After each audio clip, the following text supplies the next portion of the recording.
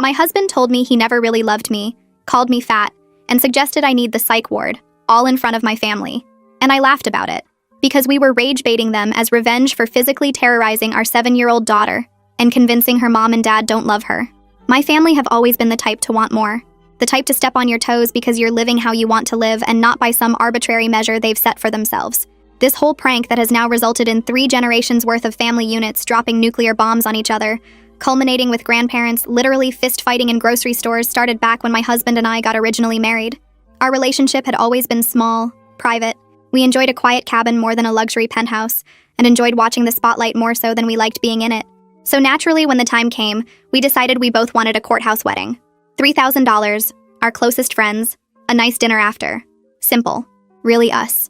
We were so in love, and we just wanted to be married without the production, the stress, the performance of it all. Well, my mom lost her mind. She'd gotten mad about the lack of holidays we'd gone on before, or made snarky remarks about how my husband never seemed too interested in hosting huge July 4th BBQs with 100 relatives present. But this time she lost it. And I mean, lost it. You'd think I'd told her I was joining a cult. The crying started immediately, then the guilt, then the rage. You're robbing me of my only daughter's wedding. Do you know how long I've been planning this? Mom, we want something small. Small? This is about what I want too. I'm your mother. Don't I get a say in the biggest day of your life? His parents weren't much better. What will people think? His dad kept asking. Not, are you happy? Or, is this what you want? Just, what will people think? His mom worried about their business reputation. My sister had already bought a bridesmaid dress and posted about it on Facebook. She'd look foolish now, apparently. We eloped anyway.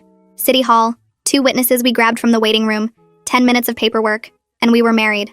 It felt perfect. Intimate. Ours. Our families didn't speak to us for 2 months. 2 entire months of silent treatment.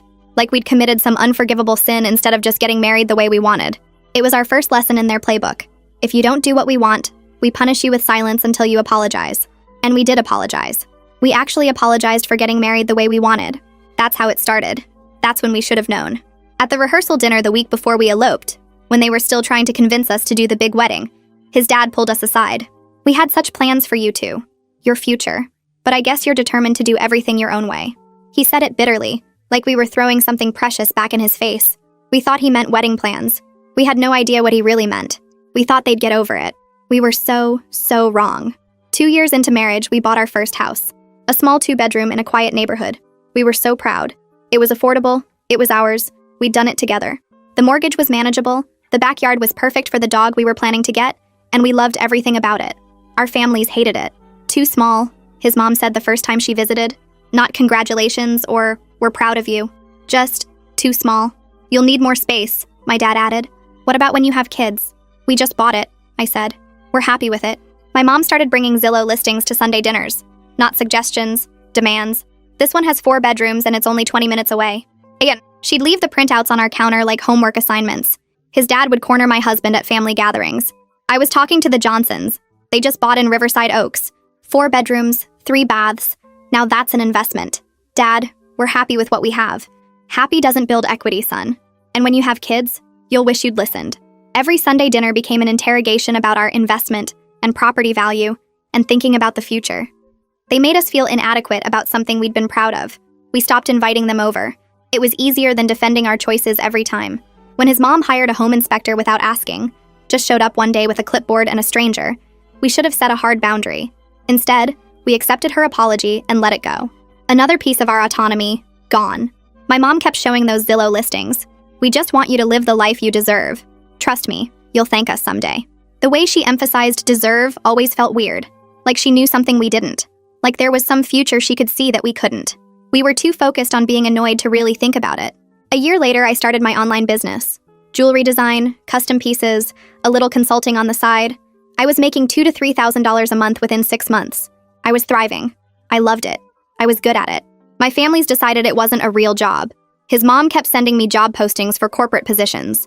You need stability, benefits, a real career path. My dad, who'd paid for my college degree, expected some kind of title he could brag about to his golf buddies. Thanksgiving that year, the whole extended family was there. My aunt asked what I was up to these days. I started an online business, actually. My dad cut me off. She's doing some online stuff. You know, Etsy, that kind of thing. We're hoping she'll look into something more stable soon. Oh, that's so fun, my cousin Jessica chirped. Like a hobby? It's not really a hobby, But when are you going to actually scale it? My sister interrupted. Make it a real business? It is a real business. My dad patted my hand. We just think, with your degree, you could do more. That's all. I stopped mentioning my business at family gatherings. They'd made me ashamed of something I was proud of, something I'd built from nothing. Every month my revenue grew, and I told no one in my family. The dismissal had worked. I'd been silenced. Year 4, Michaela arrived.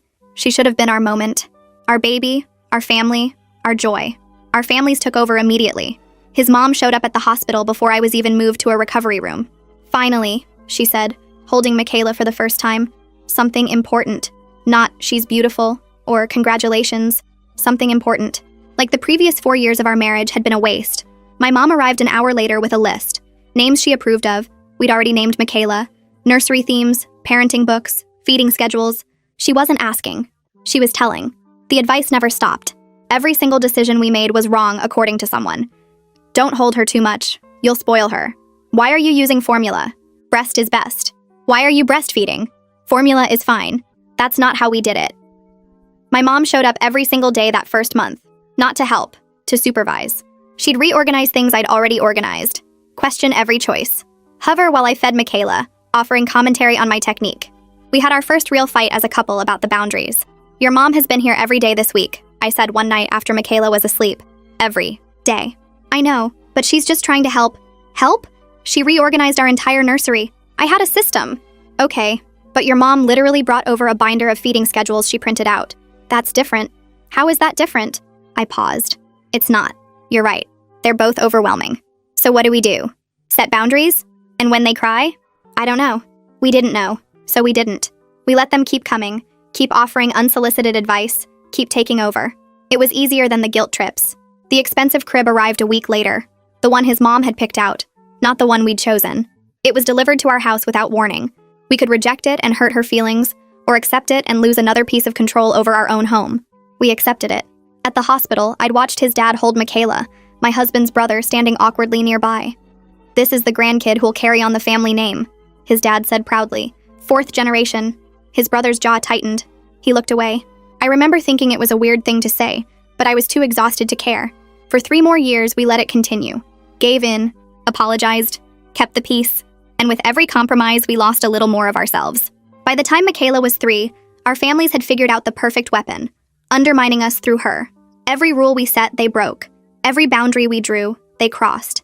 And they did it right in front of Michaela, teaching her that mommy and daddy's rules didn't matter. We said no candy before dinner. Grandma gave her a lollipop anyway. I turned out fine. We picked educational toys. Grandpa brought expensive plastic junk from Target. Don't deprive Michaela, he'd say, like we were bad parents for being thoughtful about what came into our home. We limited screen time to 30 minutes a day. Grandpa let her watch TV all afternoon at their house. One day won't hurt. When we tried to talk to them about it, we raised kids. We know better than you. The iPad incident was the worst. We'd researched it, read articles, talked to our pediatrician, made a joint decision. No tablets until age 7. We had good reasons. We felt confident about it. Then my mother-in-law showed up one Sunday with a brand new iPad in a pink case. Michaela, I have a surprise for you. Michaela's eyes went wide. What is it? My mother-in-law pulled out the tablet with a flourish. Your very own iPad. Now you can play games and watch videos just like all your friends. Really? For me? My husband stepped forward. Mom, we talked about this. We said no tablets yet.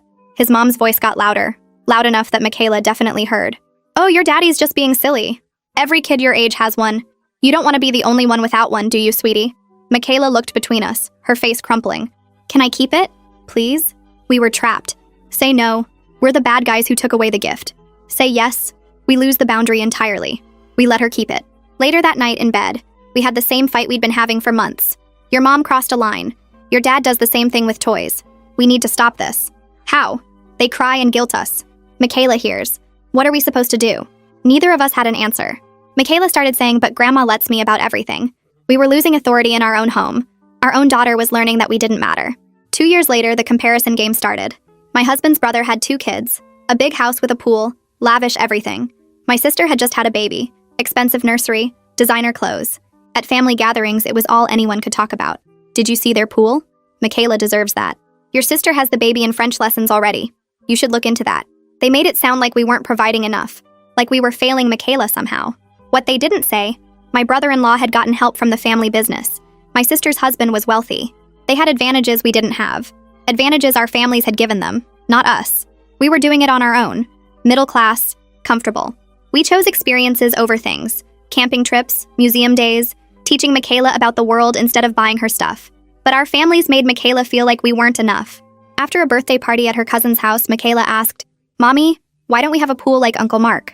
Well, pools are expensive, and we like to spend our money on trips and experiences. Remember when we went camping? Yeah, but Sarah has a pool and goes on trips. My mom's voice came from across the table, loud enough for everyone to hear. Well, some people can afford both, sweetie. Michaela looked at me with those big 7-year-old eyes. So, we can't afford both? It's not about affording, it's about choosing. Are we poor? Dead silence around the table. My face burned. No, baby. We just choose differently. But the damage was done. Michaela was learning that money and stuff mattered more than anything else. Our families were teaching her our values were wrong. By the time Michaela turned 7, we'd been fighting our families for so long, we forgot to fight for each other. The spark between us had died somewhere between the iPad incident and the pool conversation. We were partners, co-parents, best friends, but we weren't in love anymore. And neither of us had the courage to say it out loud. We were excellent at tag teaming against our families. We'd brief each other before dinners like we were preparing for battle. We were strategic, united, strong, but at home, alone, we were just roommates. We sat on separate corners of the couch every night, both on our phones, no conversation. In bed, we said goodnight and rolled to opposite sides. I couldn't remember the last time we'd been intimate. Maybe 3 months? 4? Neither of us initiated. It felt like a chore. The date nights our families kept pushing on us were spent talking about Michaela, about them, about logistics. Never about us. When's the last time we laughed together? Really laughed? I couldn't remember. We still cared deeply. If something happened to him, I'd be devastated. But that was history. Partnership. Not romantic love. The butterflies were gone. The passion was gone. The feeling that drew us together 8 years ago had evaporated, and I couldn't even pinpoint when. Our families noticed. They always noticed. "You seem distant," his mom said at dinner one night. "You used to sit closer." "You don't laugh at his jokes anymore," my dad observed. They sent restaurant gift cards. "You need date night." A business card for a marriage counselor. She specializes in couples who think they're done. They made us feel more broken. We weren't fighting. We were just not in love. But they wouldn't accept that as valid. Michaela noticed too. "Are you and Daddy mad?" she'd ask. "Just tired, sweetie." But she was smart. She knew something was off, and our families made it worse by pumping her for information. I picked Michaela up from school one day and she was quiet in the car. "How was school?" "Good." "What did you do?" "Stuff." At dinner, she barely touched her food. "What's wrong, baby?" "Grandma asked me how you and Daddy are doing." My blood ran cold. "What did you say?" "I said you're okay, I guess." "What else did she ask?" "She asked if you talk to each other, and if you fight." I wanted to scream. "What did you say?" "I said you don't really talk much. You just sit on the couch on your phones." My husband and I looked at each other across the table. This had to stop. That night, after Michaela was asleep, I was putting away the last dinner plate when the words just came out. "We're not happy, are we?" He froze, sponge in hand. A long pause. "Number. We're not." I turned to face him. "I've been trying to pretend we are. For months. Maybe a year." He finally looked at me. Me too. We moved to the kitchen table and sat across from each other. "I love you. You know that, right?" "I know. I love you too. But you're not in love with me." Tears started. "No, I'm not. And I don't think you're in love with me either." His eyes were wet too. "I'm not. I don't know when it happened." "Me neither. It was so gradual. We're good partners. Great partners. Good parents. But we're not that anymore. The romantic part. I feel like we're roommates who co-parent." "Yes, exactly." We both cried quietly for a minute. "So what do we do?" The word was terrifying to say out loud, but I said it. I think we need to divorce." It hung in the air. First time either of us had said it. "Yeah, I think so too." More tears, but also relief. The weight lifted. "We can do this amicably, stay friends, co-parent together. 50-50 custody, we'll figure out the house. We're going to be okay. Michaela is going to be okay. We just need to tell our families." We both stopped, looked at each other. Dread filled the room. "Your family is going to lose their minds," he said. "So is yours. They'll never accept this. We'll make them understand. Will we, though?" Long silence. We both knew the answer was no, but we had to try. The next few days, we discussed how to tell them. Should we wait until after? Send letters? Do it in person? "Maybe they'll surprise us," I said without conviction. "You really think so?" "No." We scheduled a family dinner at a neutral restaurant. Public place. Both families there. We'd tell them together, calmly, like adults. We were so naive. The restaurant was nice. White tablecloths, soft lighting, both sets of parents, his brother, my sister. Everyone gathered around a big table, making small talk while we held hands under the table for courage. So, his dad said finally, "What's this about?" We'd rehearsed this. Short, direct, united. "We've decided to divorce." Dead silence. Fork stopped midair. "It's mutual," my husband continued. "We're not in love anymore, but we care about each other deeply. We want to do this amicably, for Michaela's sake." His mom looked at our joined hands on the table. "But, you're holding hands right now." "Yeah, we're still friends." My dad slammed his hand on the table. Silverware jumped. Other diners looked over. "Friends don't get divorced. You work through this. That's what marriage is." "This is just a rough patch," his sister added, leaning forward. "Every marriage has them. You can't just quit." "We've thought about this carefully," my husband said. "We've been—" His dad cut him off. "Carefully? You call this careful? What about Michaela?" "You're being selfish," my mom said, her voice breaking. "Divorce is for people who hate each other. You two clearly don't hate each other. That's exactly why we can do this amicably." "This is insane," his brother interrupted. "You're throwing away 8 years because of what? Boredom?" My husband stood up. "We're not asking for permission. We're informing you." My dad stood too. "Well, we're not accepting this." We tried to leave. They blocked us, kept arguing, talking over each other, making a scene. Finally, we pushed through and made it to the parking lot. They followed, still talking, still protesting. "Think about Michaela," his mom shouted after us. "You're destroying that child's life." We got in the car and locked the doors. They stood in the parking lot shouting as we pulled away. In the car, silence for 5 solid minutes. "That went exactly as badly as we thought," I said finally. "They'll come around. They have to." We were so wrong. We went to bed that night thinking we'd survive the worst of it. The announcement was done. Now we'd just handle the logistics. Call lawyers, work out custody, file papers. In a few weeks, our families would accept reality and back off. We actually believed that. We had no idea what was coming. The next morning at 7 a.m., the doorbell rang. My mom stood on the porch holding a business card. Her name is Dr. Patricia Chen. She specializes in couples who think they're done but just need guidance. "Mom, we told you last night. I'm not leaving until you promise to at least call her. Just one session." I was exhausted. Michaela was upstairs getting ready for school. I didn't have energy for this. "Fine, I'll call." "Promise?" "I promise." She finally left. I texted my husband. "I'm not calling her." "Obviously," he wrote back. At 9 a.m., his mom texted him. "Booked you a couples massage at Reconnecting Hearts Spa this Saturday. You need to reconnect physically." She'd booked it without asking, just assumed we'd go. He canceled it immediately. 2 minutes later, his phone rang. His mom crying. "You won't even try?" We were texting each other throughout the morning. "Did you see what my mom did?" "Yes, WTF. This is insane." It's only been 12 hours. That afternoon, a notification popped up on my phone. I'd been added to a group chat. The name, Save This Marriage Task Force. 17 people. His sister, my sister, both sets of parents, aunts, uncles, cousins, even a second cousin I barely knew. Messages were already flying. "Welcome, everyone. We're here to support them through this rough patch. Have they tried counseling? What about a romantic getaway? Sometimes you just need to reconnect. Honestly, I think they need some tough love. Stop coddling them." My phone buzzed continuously. 50 messages in an hour. I texted my husband. "Are you seeing this?" I muted it. 44 messages in 20 minutes. 39? We couldn't believe it. They'd created a task force. They were coordinating. That whole first week, my mom showed up every night for dinner. Monday, Tuesday, Wednesday, just appearing at our door with casseroles and lectures. "Marriage is work," she'd say while Michaela picked at her food. "Your father and I almost split 3 times, but we worked through it. We're fine, Mom." "You're not fine. You're getting divorced." Michaela looked up from her plate. "Why is Grandma here again?" "Because I care about you, sweetie. Come give Grandma a hug." Thursday, his dad called with financial advice. Really just an interrogation about assets, income, who'd get what. Friday, his brother cornered him at the gym. "So you're really doing this?" "Yeah." His brother followed him to the locker room. "This is the biggest mistake of your life, man. I appreciate your concern, but she's got you twisted up. You can't even see it. Nobody's got me twisted. Then why are you throwing away a perfectly good marriage? We're not happy. Why is that so hard to understand? Happiness? Marriage isn't about happiness. It's about commitment." By the end of week 1, we were exhausted.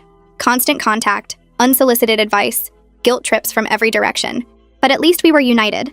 At least we were still a team, facing them together. By Monday of week 2, we'd started to hope the worst was over. We were wrong. They were just getting started. We'd scheduled lunch, just the two of us, to discuss lawyer consultations. Neutral restaurant, noon on a Tuesday. We walked in and our entire families were waiting at a large table. "Oh my God," I whispered. His dad stood up. "Sit down, both of you." "Dad, what is this?" "This is an intervention." "Sit." We were surrounded. 8 family members, 2 of us. We reluctantly sat. "We've been talking," my mom said. "All of us. And we're not going to let you throw away 8 years of marriage without a fight." His dad leaned forward. "Look at you right now. You're sitting next to each other, holding hands under the table. Yes, I can see that. You don't hate each other." "Nobody said we hate each other." His sister pulled out a notebook, an actual notebook with tabs. "I've been documenting your relationship, 3 years of observations, and I can tell you exactly where things started to decline." "You've been documenting us?" Someone had to pay attention. October 2022, you stopped posting couple photos. January 2023, you sat on opposite ends of the couch at Christmas. These are the signs. I stood up. "This is crazy. We're leaving." His brother blocked the exit. "Just hear us out, please." "We're your family," my dad said. "We love you. We know what's best." "You don't know what's best for us." His mom started crying. "But we can help. Just give counseling a chance." It went on for 45 minutes. Family members taking turns, making their cases, lecturing us about commitment and work and not giving up. We kept trying to leave. They kept talking over us. Finally, we pushed past his brother and escaped to the parking lot. They followed us outside. "You're destroying Michaela's life," my mom shouted across the parking lot. "You'll regret this," his dad added.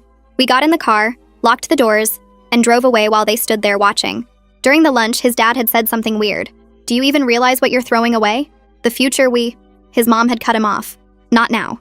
We'd been too overwhelmed to think about it, too angry and trapped to care. That afternoon, my mom picked Michaela up from school. We'd arranged it that morning, just a normal grandma pickup. Michaela came home quiet, withdrawn. Something was off. At bedtime, she asked, "Mommy, is Daddy making you sad?" My blood ran cold. "What?" "No, sweetie. Why would you think that? Grandma said Daddy made bad choices and that's why you're sad." "When did Grandma say that?" "In the car, after school." "What else did she say?" "That Daddy needs to fix his choices." "Do you want Daddy to fix his choices?" I held it together until Michaela was asleep. Then I called his mom. "What did you say to Michaela?" "I didn't say anything wrong." "You told Michaela that her father made bad choices." "Michaela asked why you two were sad." "I said Daddy made choices that made Mommy sad." "That is not your place. We asked you not to involve Michaela. I'm her grandmother. I can have conversations with my grandchild. Not about this, you can't." I hung up, shaking. The next day, my mom picked Michaela up. That evening, Michaela asked, "Mommy, do you not appreciate Daddy?" "Who said that?" "Grandma." Now both grandmas were poisoning our daughter with conflicting messages. Michaela was 7 years old. She couldn't process this. She was caught in the middle of something she didn't understand, and our families were using her as a weapon. We went to bed that night thinking things couldn't get worse. We were wrong. Week 4, Friday afternoon. Michaela's school called. "We need to talk about Michaela." My stomach dropped. "Is she okay?" "She's been very distracted lately. Not completing assignments, asking to leave class. Yesterday, she asked if she could call her grandmother during reading time." "Called her grandmother? During class?" "Yes." She seemed anxious. Said she needed to check if her grandmother was okay. We met with her teacher that afternoon. She showed us Michaela's recent work. Incomplete assignments, drawings of sad faces, notes that said, "I miss Mommy and Daddy." "Is everything all right at home?" the teacher asked carefully. Michaela mentioned something about you two being sad. My husband and I exchanged glances. Our families had told Michaela enough that she was spreading it at school. We were humiliated. "We're handling some family things, but Michaela is fine." "Well, she doesn't seem fine. She seems quite worried." We drove home in silence. "Michaela is suffering because of them," I said finally. "We need to do something." "But what?" We'd tried boundaries. We'd tried asking nicely. We'd tried everything. Week 4, Saturday. The line was crossed that couldn't be uncrossed.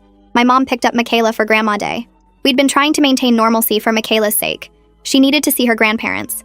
Michaela came home at 5 p.m. and ran straight to her room. I found her crying on her bed. "Baby, what's wrong?" Grandma said. My husband sat on the edge of the bed. "What did Grandma say?" "She said you and Mommy don't love each other anymore." Michaela sobbed. "And if you don't love each other anymore, you might stop loving me too." I felt like I'd been punched. "Michaela, look at me. Look at Daddy. We will never stop loving you. Never. Do you understand?" But Grandma said, Grandma was wrong. So wrong. Mommy and Daddy loving you has nothing to do with us loving each other. You are the most important person in the world to both of us, my husband added. That will never change. Promise? I promise.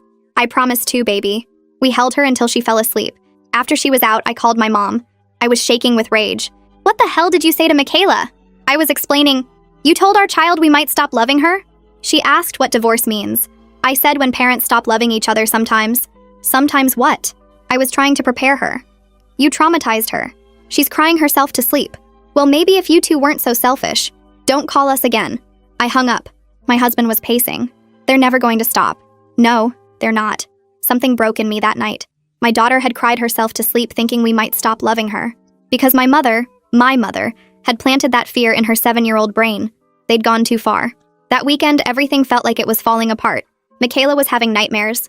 Our families were calling nonstop.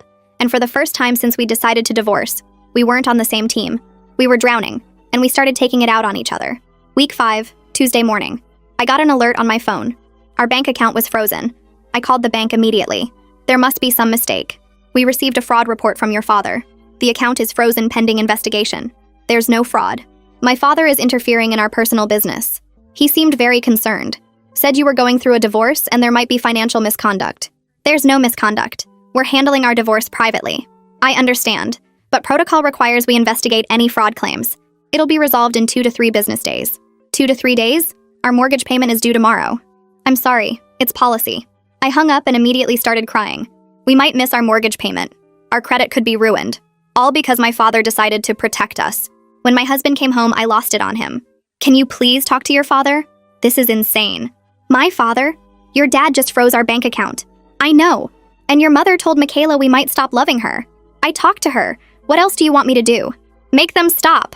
I can't. Just like you can't make your dad stop calling our bank. We were both breathing hard. Fighting. Really fighting. For the first time. This isn't us, I said quietly. We're not supposed to fight. I know. I'm sorry. I'm sorry too. They're making us turn on each other. I called my dad. You could have cost us our mortgage. I was protecting you, he said. From him taking everything. Protecting certain assets for your future. What assets? I asked. Never mind. The point is, he caught himself. Changed the subject. I was too angry to press it. It took 3 days to unfreeze the account.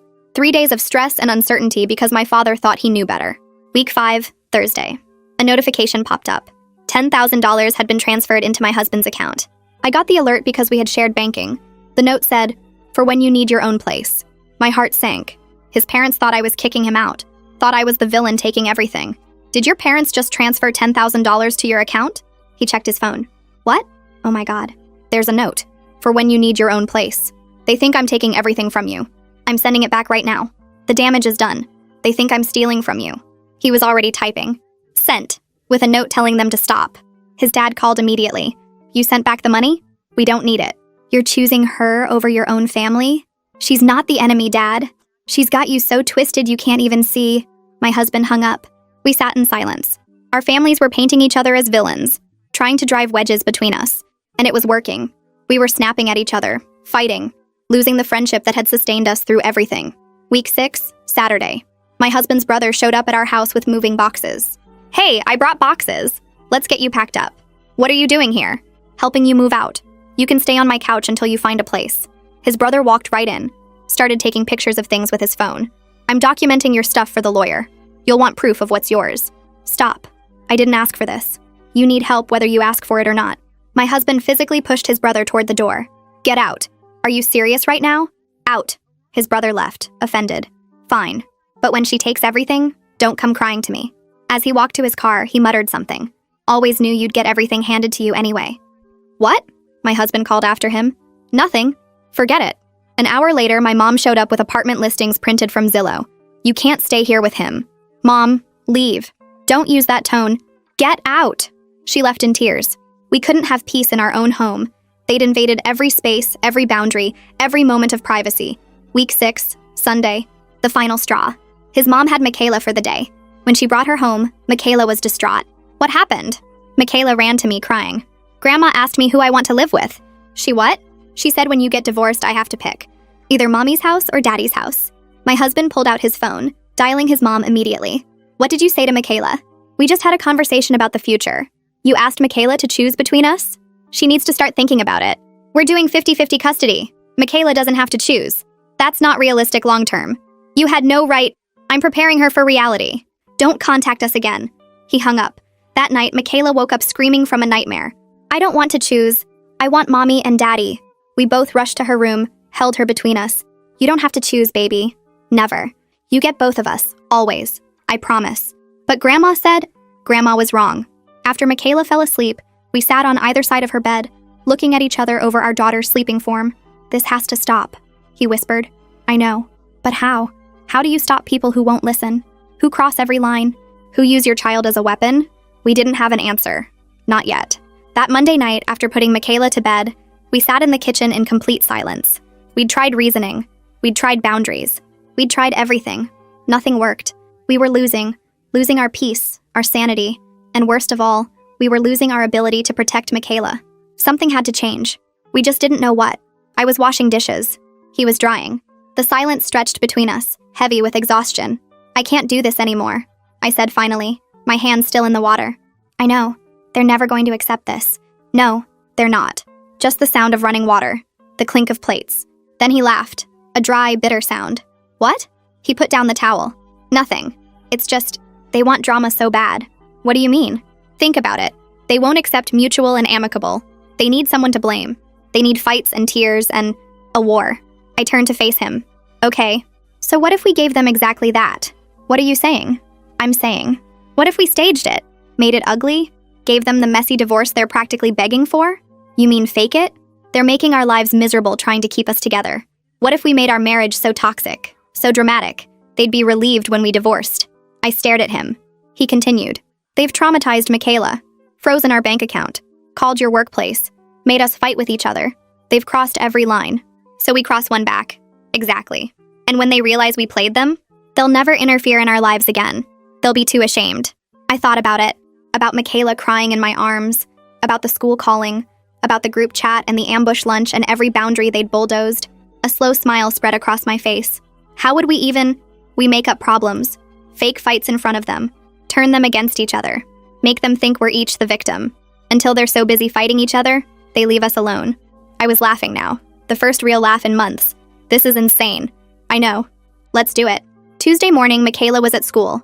We met at a coffee shop. We couldn't plan at home. Our families might show up unannounced. Okay, he said, pulling out a notepad. What if? What if you complained I was obsessed with golf? Golf? You don't golf. Exactly. That's what makes it perfect. They don't know that. I started laughing. Okay, so you're obsessed with golf. And I'm... what? Shopping addict? I hate shopping. Even better. Make it specific. Like, throw pillows? I own 3 pillows.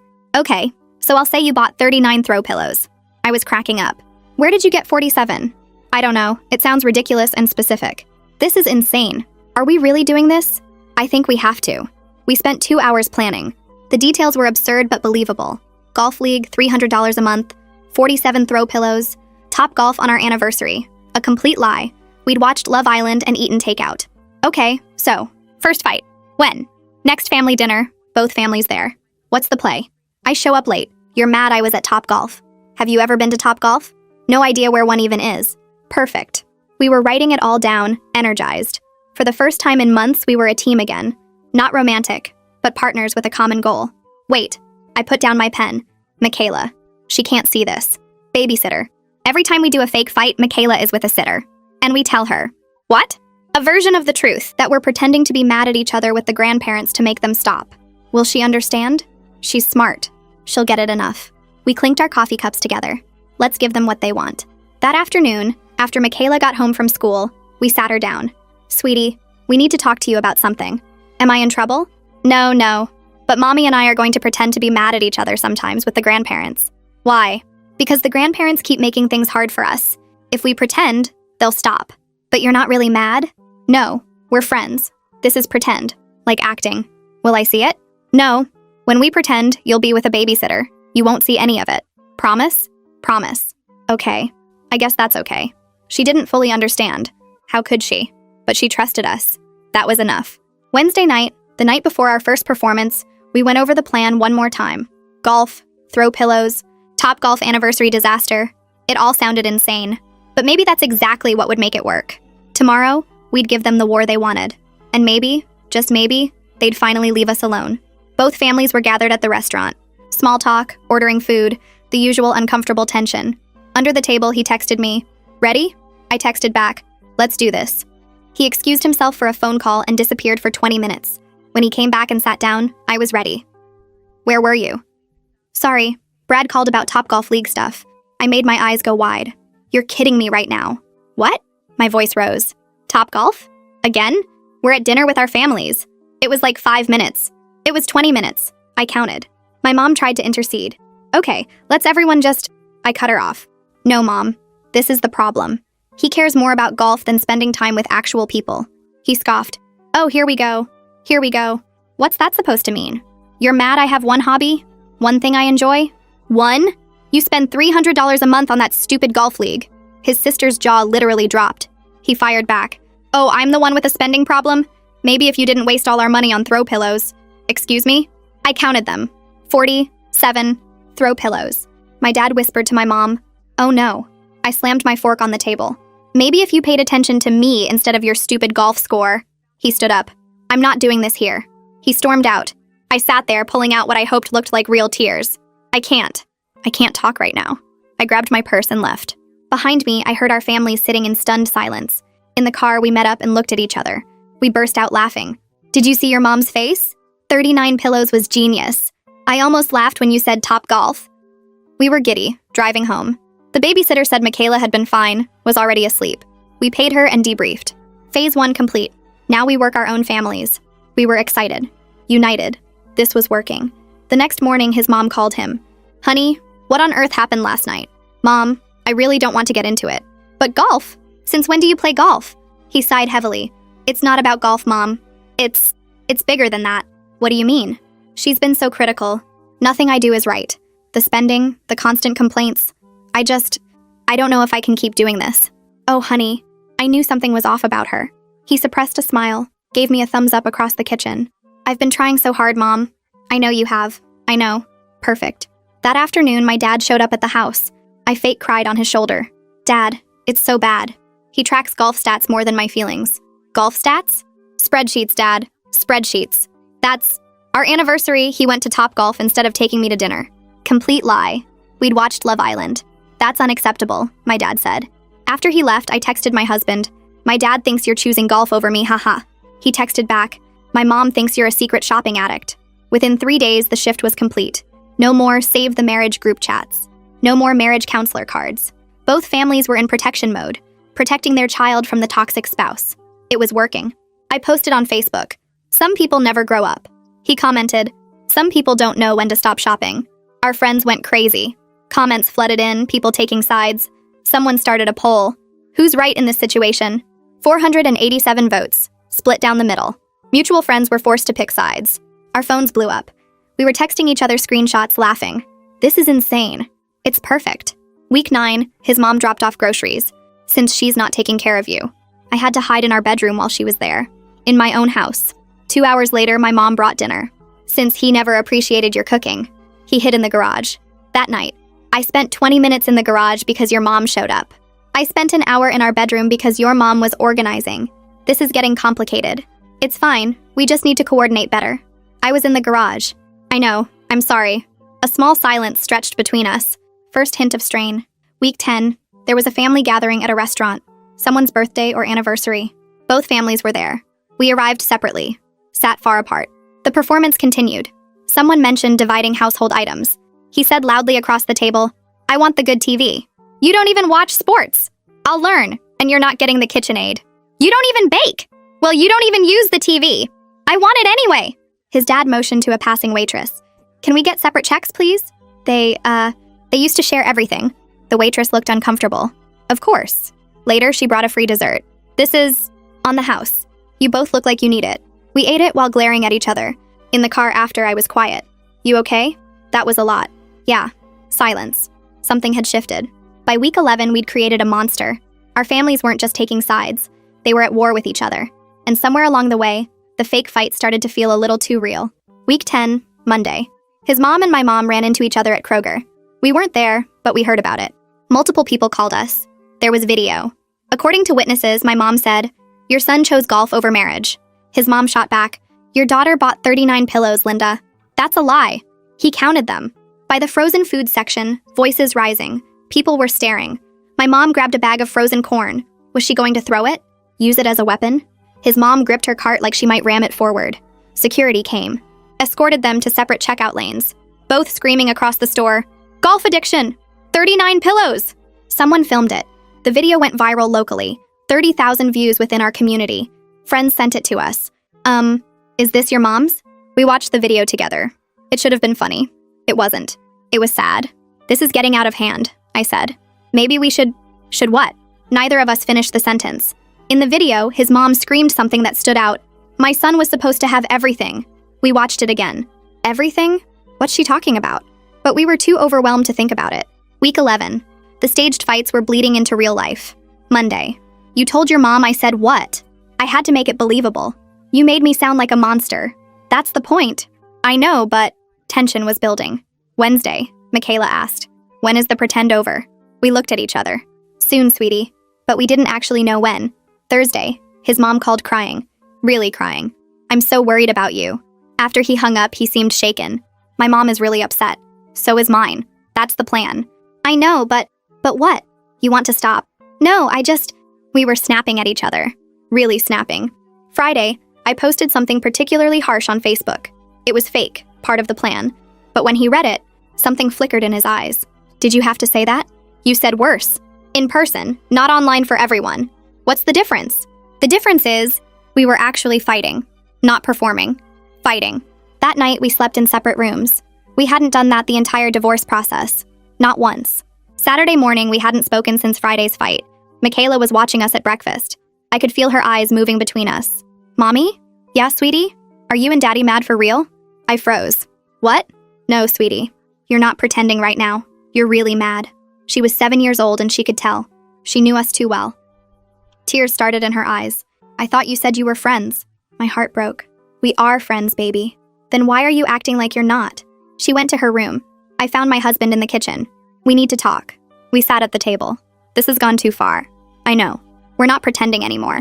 We're actually fighting." "I know." Michaela can tell. Silence. "We need to end this." Agreed. "How?" "Tell them the truth. Get everyone together. Rip off the Band-Aid.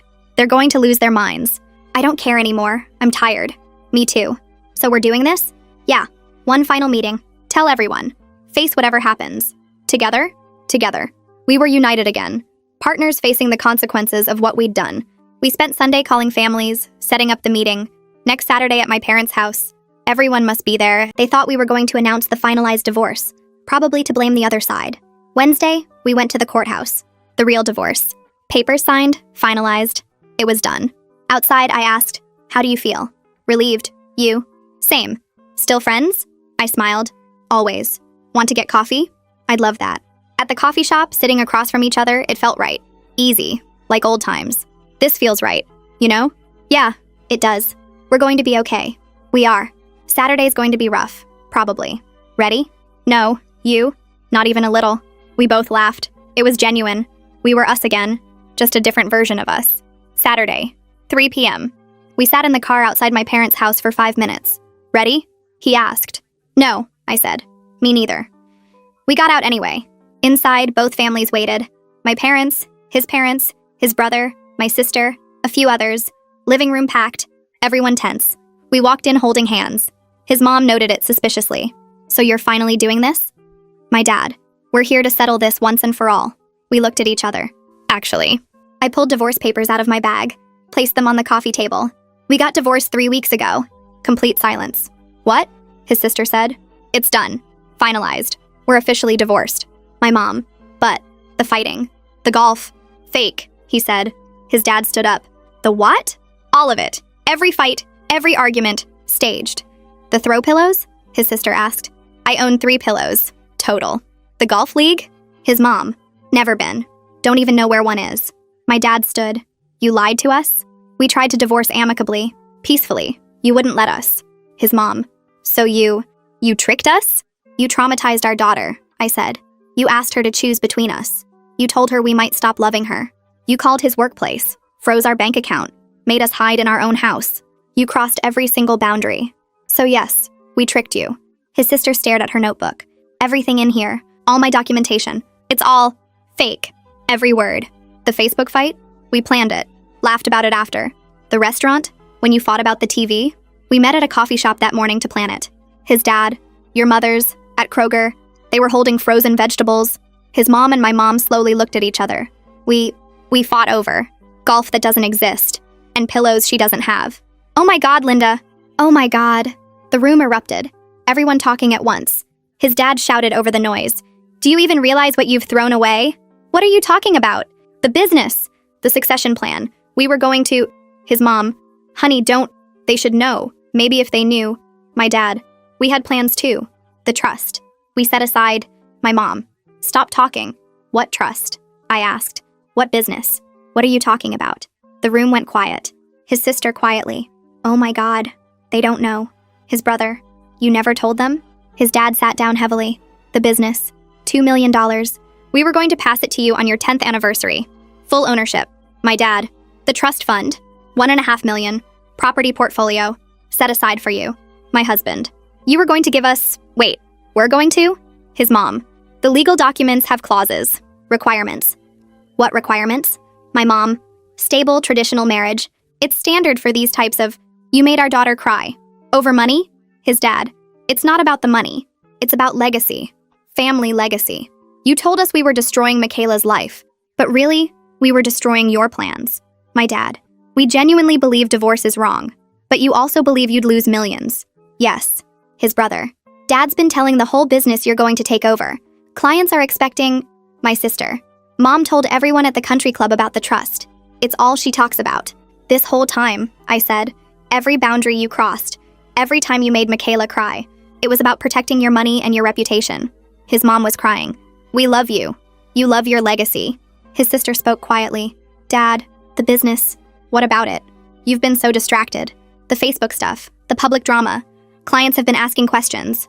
His brother, yeah, and Uncle Tom's been talking about other options for succession.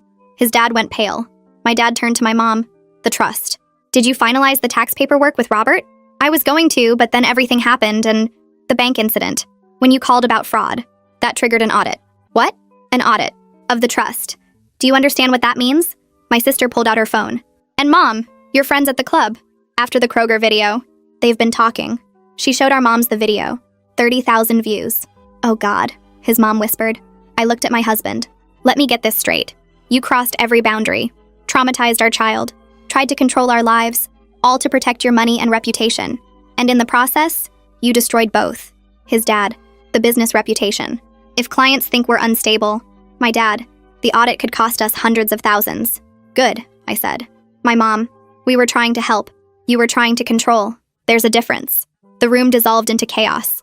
Some people crying, some shouting, some just sitting in stunned silence. We stood there, letting it wash over us. We'd said what we needed to say.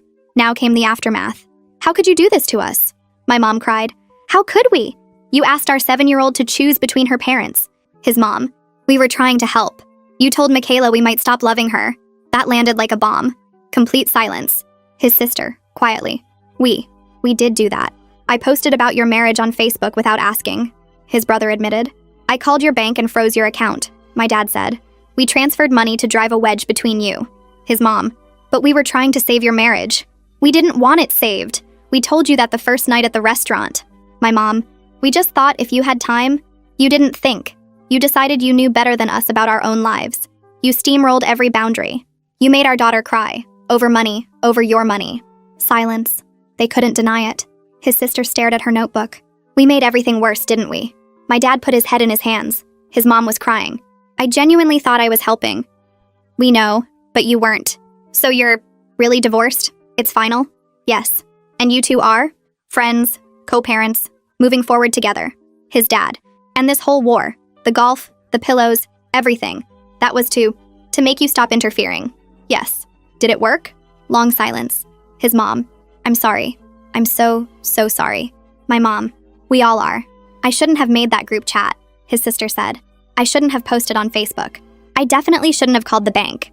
Very small laughs. The tiniest crack in the tension. Here's what's going to happen now, I said. The room went quiet. We're divorced. That's final. No more discussions about it. We're going to co-parent Michaela. 50-50 custody. You will all have access to Michaela because you're her grandparents, aunts, uncles. But there are rules. Rule 1, you don't talk to Michaela about the divorce. At all. Rule 2, you don't undermine our parenting decisions. Ever. Rule 3, no showing up unannounced. You call first, every time. Rule 4, you don't call our workplaces, our banks, anything. You treat us like adults. Can you do that? Murmured yeses. I need to hear you say it clearly. His mom. Yes, we can do that. My dad. We can. His dad. We will. Others nodding, agreeing. Good, because if you cross these boundaries, you lose access to Michaela. And we mean it this time. His dad spoke quietly. The business. The damage to the reputation. I don't know if it's salvageable. That's not our problem. You did that to yourself. My mom. The trust. The audit. There are complications. Not our problem either. His dad. But it was supposed to be yours. Your inheritance. We don't want it. My dad. But Michaela. Michaela will be fine. We'll provide for her. On our own terms. Without conditions. His mom. We just wanted to give you a good life. We already have a good life. We don't need your money to have that. We stood to leave. Wait, his mom said. We turned. Are you two? Are you okay? Really okay? We looked at each other. Small smiles. Yeah, we are. We really are. My mom. I'm glad. Truly. His dad. And for what it's worth. Your mother's fighting in Kroger. His mom and my mom looked at each other. We were holding frozen corn. Like weapons. Over golf that doesn't exist. And imaginary pillows. They both started laughing. Real, genuine laughter. Soon everyone was laughing. The absurdity of it all finally hitting. We left while they were laughing. In the car, he said, that went better than I expected. Only because we set the bar in hell. We both laughed. Home? Home. Michaela's probably wondering where we are. Partners? Always. We drove home. Still partners. Just a different kind now. Michaela was waiting for us, and when we walked in, she ran to hug us both. We knelt down and held her between us. Is everything okay? She asked. Everything's okay, I said. The pretend is over, and the grandparents are going to be better now. Promise? Promise. She smiled. The worry that had been in her eyes for months started to fade. That night, after Michaela was asleep, we sat on the couch, not on separate corners like before, but next to each other. Friends, partners, co-parents. We did it, he said. We did. Think they'll actually respect the boundaries? If they don't, they won't see Michaela. They know we mean it now. Yeah, they do. We sat in comfortable silence. Our families had spent months trying to keep us together, and in doing so, they'd nearly torn us apart. But we'd survived. We were divorced, yes, but we were okay. More than okay. We were free. And Michaela was going to be fine. She had 2 parents who loved her, who put her first, who would always protect her. She had both of us. That was all that mattered.